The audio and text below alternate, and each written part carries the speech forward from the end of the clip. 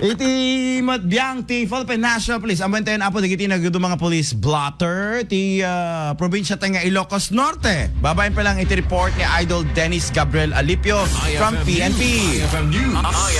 IFM News. Police Report. Idol Dennis, magandang morning. Please come in. Yes, sir. Kada kita motorista nga danan iti tiltili saknan iti panglasing iti linteg trapiko iti da panagbayad iti multa tapos sakit naglikan iti panagipili iti reklamo iti piskalya kontra dakwada.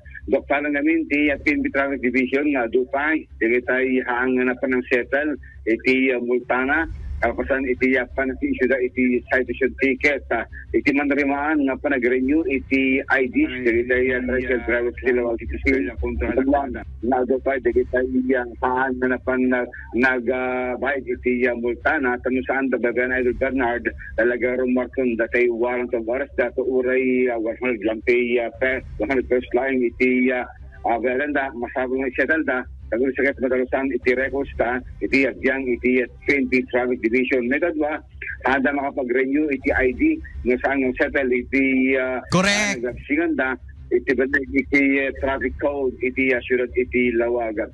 May kadua nga concern iti PNP Idol Bernard iti panangalan dagitay baro nga plaka iti motorsiklo iti biyang Tilan Transportation Office manarimaan nga minan iti panagtiliw iti LTO kada iti sanpay nga nakapabaro iti plaka na nupay napingit ti kampanya iti kalabas nga masabol iti panang claim dan tagulas na mas organized ken makita ng bag dagitay hampay nga isimpay iti papeles na motorsiklo ng behikulo nga tataray iti karibika kalsada malagi ko iti kalabas kaya napan nagpresto iti siyandang tilawag ti LTO at dapat iti arena kinalumpay nga public places para palang iti awareness ti publiko nga ready iti distribution dagiti baro nga plate numbers kuno plaka dagitay behikulo iti intero probinsya ti Ilocos Norte or else masta kayo tiliwan na kayo, dito pa nakamagi iti Land Transportation Office.